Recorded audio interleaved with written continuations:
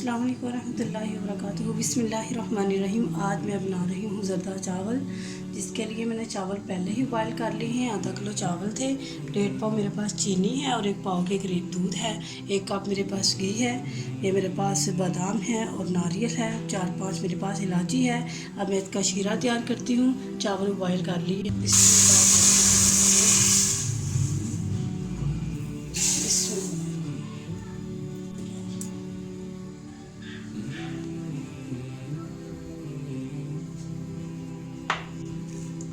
बिस्मिल्लाहिर्रहमानिर्रहीम। थोड़ा सा इसमें ज़रदा कलर जाएगा।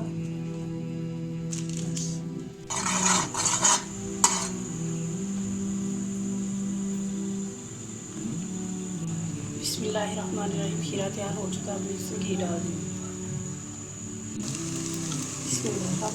शामिल चाय शामिल कर दूँ। बिस्मिल्लाहिर्रहमानिर्रहीम। अल्हम्दुलिल्लाह, हमारा ज़रदा चावल तैयार हो चुके हैं। अल्लाह रब्बुल आलमीन जब तक ज़िंदा रखे, इस्लाम पे रखे, जब मौत आए तो खात्मा में ईमान हो। अस्सलाम वालेकुम रहमतुल्लाहि व बरकातुहू।